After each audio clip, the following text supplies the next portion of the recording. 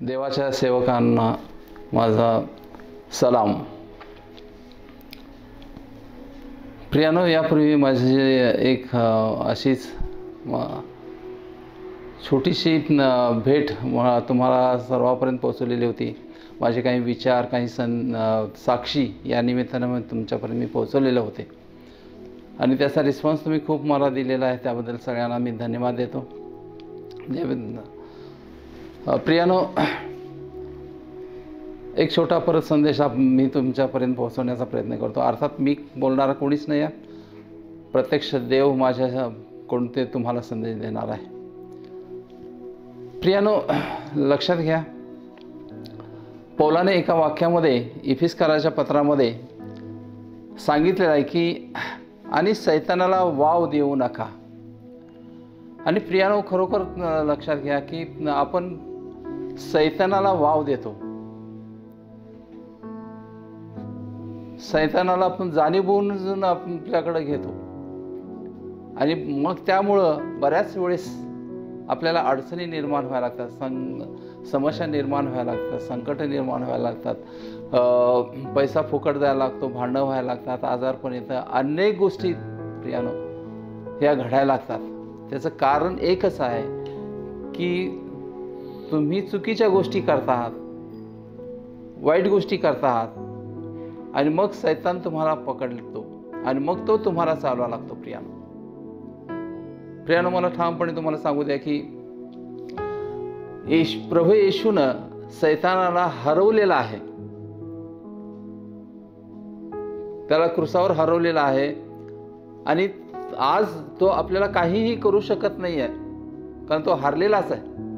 आपल्यावर त्याचा काही अधिकार नाही आहे, आपल्यावर त्याचा काही संबंध नाही आहे, तो आपल्याला काही करू शकत नाही आहे. प्रियानो, आपल्याला स्पर्श देखील तो करू शकत नाही आहे. पण होतं काय नेमकं की आपण एखादी साधी चूक करतो, एखादी वाईट गोष्ट आपल्या हातून घडते आणि मग तो आपल्याला पकडतो. लक्षात घ्या, मग तो आपल्याला पकडतो आणि मग तो आपल्याला चालवायला लागतो. प्रियानो, तो आपल्याला चालवायला लागतो.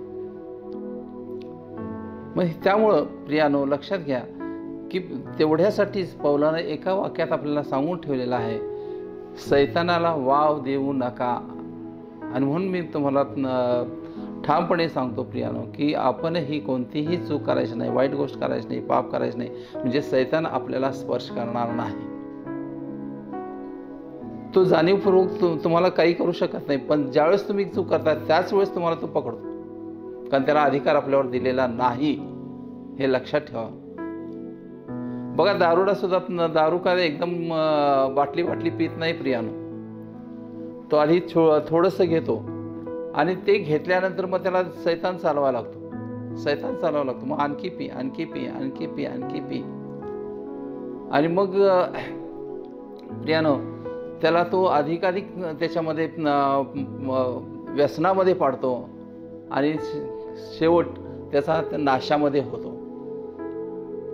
अशी कितीतरी कुटुंब आहेत आज प्रियानो, मी बघितलेले आहेत, पाहिलेले आहेत. मी जिथं जिथं प्रार्थना करायला जातो त्या ठिकाणी बघतो मी प्रियानो, असे मला बरेच फोनही येतात की माझ्या नवऱ्यासाठी प्रार्थना करायची आहे, जरा आम्हाला मदत करा तुम्ही.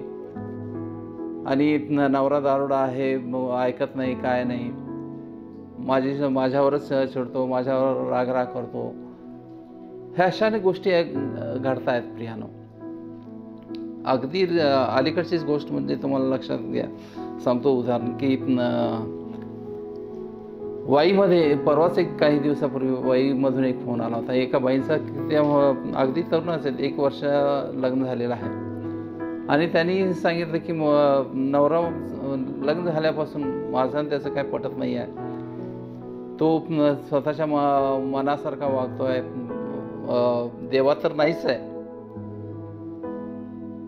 आणि इथं नोकरी कर, तिथं नोकरी कर, एका ठिकाणी थांबत नाही आहे, देवात यावं यासाठी तुम्ही जरा प्रार्थना करा, अशा त्या बाईने आम्हाला विनंती केली.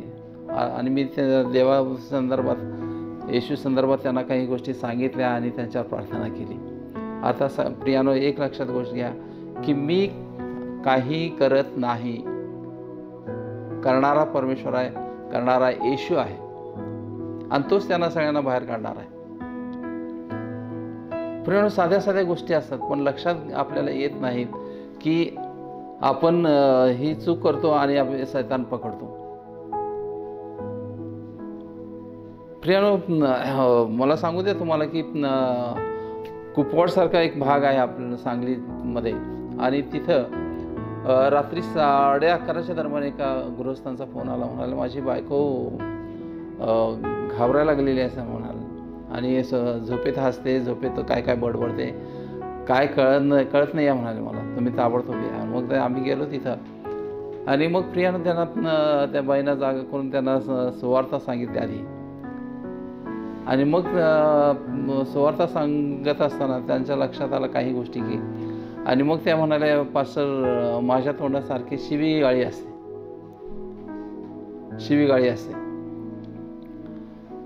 मग त्या बाईला म्हटलं बाई तुम्ही शिवी देत राहतायत मुलांना, त्यामुळेच तुम्हाला सैतानानं पकडलेला आहे. आणि प्रियानो, मग आम्ही त्याच्यावर प्रार्थना केली आणि त्याला समजावून सगळ्या गोष्टी सांगितल्या आणि देवान तिथं कार्य केलं. प्रियानो, त्या बाईतला जो सैतान होता तो काढला आणि त्यानंतर त्या बाई व्यवस्थित राहिल्या. प्रियानो, साधीच गोष्ट असते, शिवीगाळी करू नये हे खरं तर समजायला हवं पण ते आपण लक्षात घेत नाही आहे आणि मग सैतान त्रास द्यायला लागला की मग आपल्याला समोर लक्षात येतं की अरे हे आपण करतो ते चुकीचं होतं. प्रियानो, त्याच्यासाठी मला ठामपणे तुम्हाला सांगू द्या, तुम्ही अशा साध्या साध्या गोष्टीपासून अलिप्त राहा, पूर्ण अलिप्त राहा, म्हणजे ह्या गोष्टी घडणारच नाहीत. बघा, बायबलमध्ये आपल्याला एक वचन सांगितलं जातं, कोणाचे दोष काढू नका म्हणजे तुमचे दोष काढले जाणार नाहीत. प्रियानो, पण आपण हे बघा, नेहमी इतरांना दोष देत राहतो.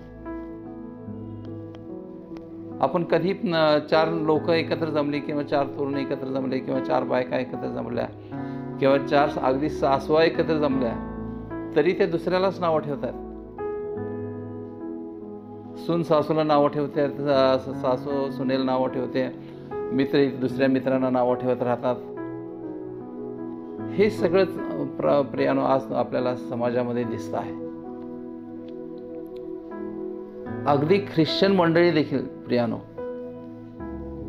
म्हणजे मला सांगायला वाईट वाटतं प्रियानो की अगदी ख्रिश्चन मंडळी देखील यामध्ये असतात. अगदी खरं तर ज्या घरामध्ये प्रियानो, लक्षात घ्या, ज्या घरामध्ये नियमित प्रार्थना असेल, ज्या घरामध्ये नियमित बायबल वाचन असेल, ज्या घरामध्ये नियमित आराधना होत असेल, तिथं सैतान थांबूच शकत नाही.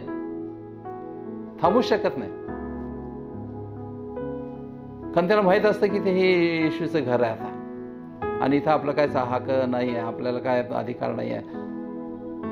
पण हे प्रियानो लक्षात कुणी घेत नाही. लक्षात घ्या, कुणीच लक्षात घेत नाही. आणि मग अडचणी यायला लागल्या की मग बऱ्याच वेळेस देवाची आठवण व्हायला लागते. मला म्हणायचं आहे प्रियानो एवढंच की तुम्ही त्याच्यापेक्षा तुम्ही आधीपासून प्रार्थनेत राहा. येशूने आपल्यासाठी केवढा मोठा त्याग केलेला आहे त्याची जाणीव आपण ठेवली पाहिजे. नियमित बायबल वाचन केलं पाहिजे. त्याचा विचार आपण कधीच करत नाही. आपण जगी गोष्टीमध्ये रुळून जातो प्रियानो.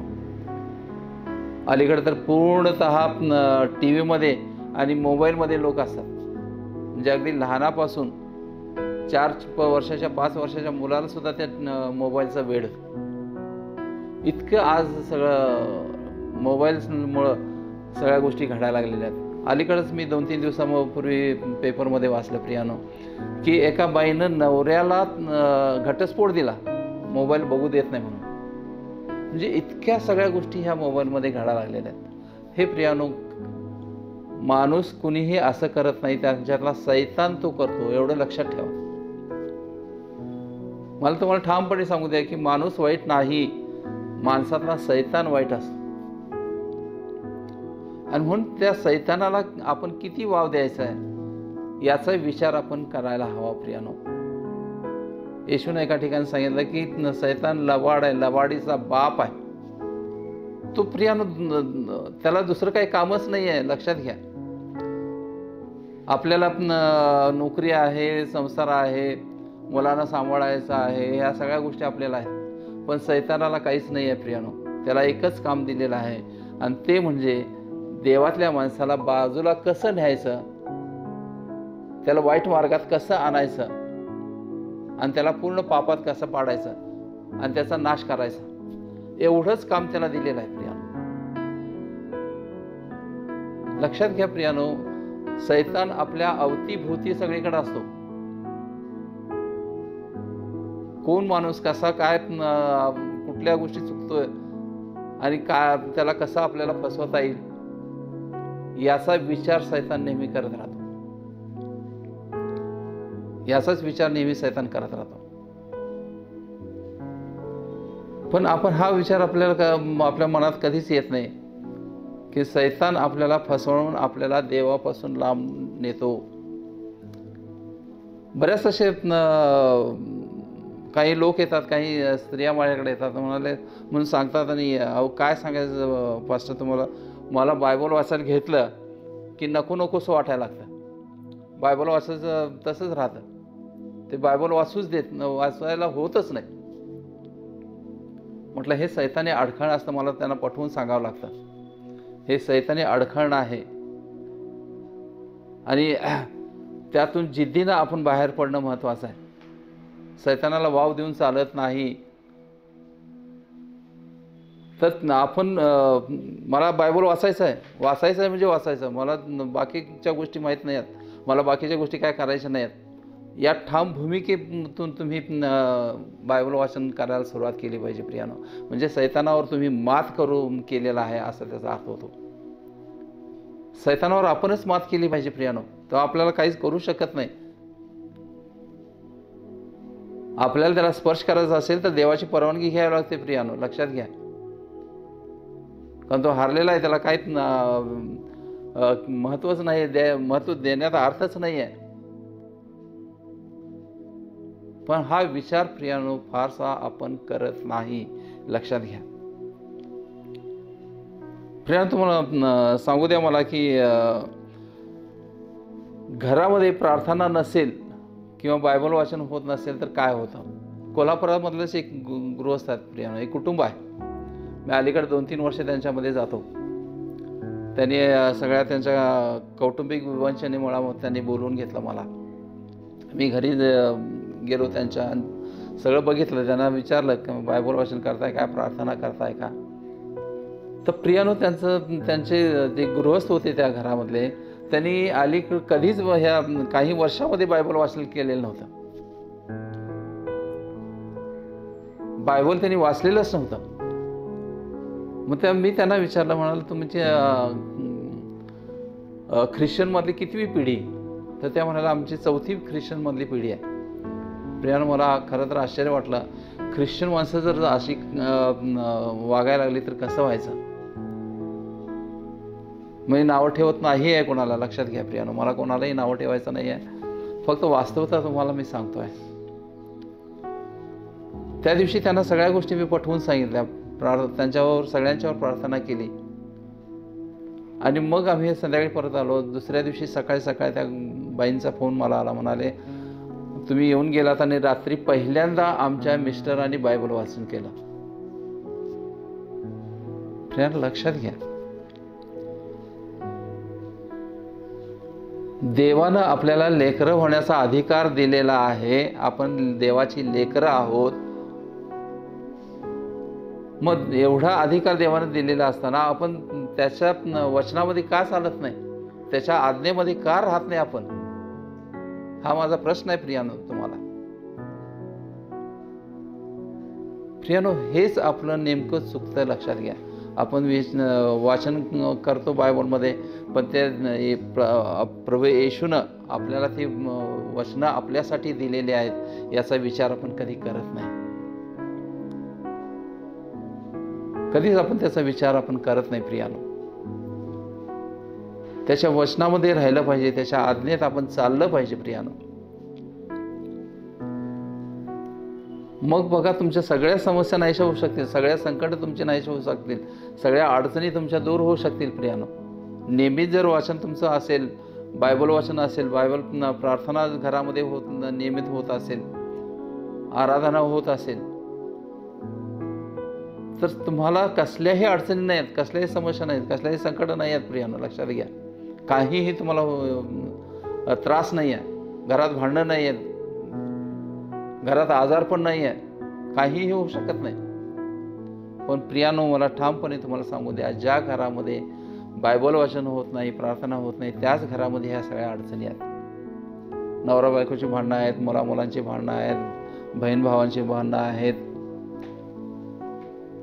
घरात सारखा आजार पण आहे, पैसा पुरत नाही, पैसा भरपूर येतो पण कुठं जातो कळत नाही, अनेक गोष्टी प्रियानो, अनेक गोष्टी आहेत. म्हणून मला सारखं तुम्हाला सांगावं लागतं प्रियानो, सांगावंसं वाटतं प्रियानो, की एवढ्यासाठीच पौलानं एका वाक्यात आपल्याला सांगून ठेवलेलं आहे, सैतानाला वाव देऊ नका. प्रियानो, हेच आपण नेमकं करतो, साधी साधी चूक आपण करतो प्रियानो. आज पेपर वाचला तर बऱ्याच प्रियानो बघा, लक्षात घ्या, लाच घेणारे पुष्कळ आहेत. सुरुवातीला कमी कमी घेतात, नंतर भरपूर भरपूर घ्यायला लागतात आणि एक दिवस कुठेतरी सापळ्यात अडकतात. आणि मग सैतानाला प्रियानो हेच हवं असतं, त्याचा नाश करायचं हेच धोरण सैतानाचं असल्यामुळं तो चांगल्या गोष्टी कधीही करत नाही प्रियानो. लक्षात घ्या, चांगल्या गोष्टी कधीही तो करत नाही, तर वाईट गोष्टी हे करणं हेच त्याचं कार्य आहे. त्यामुळे लक्षात घ्या प्रियानो, जितकं तुम्ही देवामध्ये वाढाल, जितकं प्रार्थना, आराधना, बायबल वाचन ह्यात जेवढं राहाल, तेवढं सैतान मग तुम्हाला सोडून लांब लांब जातो प्रियानो. प्रियानो, म्हणून लक्षात घ्या, सैतानाला वाव देऊ नका प्रियानो. सगळ्यात वाईट गोष्टी काढून टाका, का सैतानाला फसवण्याचा हा एक मार्ग आहे प्रियानो. फार या मोबाईलमधनं तुम्हाला जास्तीत जास्त सैतान तुम्हाला फसवायला बघतो.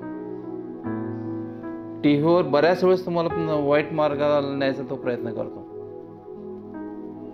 म्हणून प्रियानो, लक्षात घ्या, सैतान हा धूर्त आहे आणि तो शोधत फिरत असतो. अगदी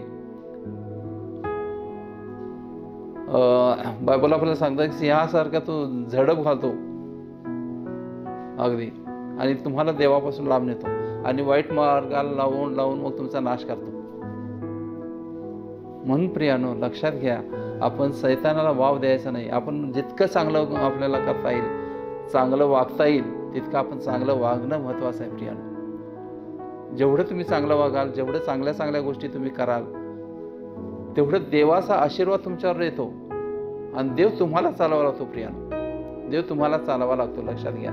मग तुमच्या सगळ्या अडचणी दूर करून तुम्हाला चांगले दिवस देव तुम्हाला द्यायला लागतो. देवाला कोणतीच गोष्ट अशक्य नाही, भरभरून सगळ्या गोष्टी तुम्हाला द्यायला लागतो प्रियानो. लक्षात घ्या, फक्त त्याच्या वचनामध्ये चाला, त्याच्या आज्ञेमध्ये चाला प्रियानो, हेच महत्त्वाचं आहे. लक्षात घ्या प्रियानो.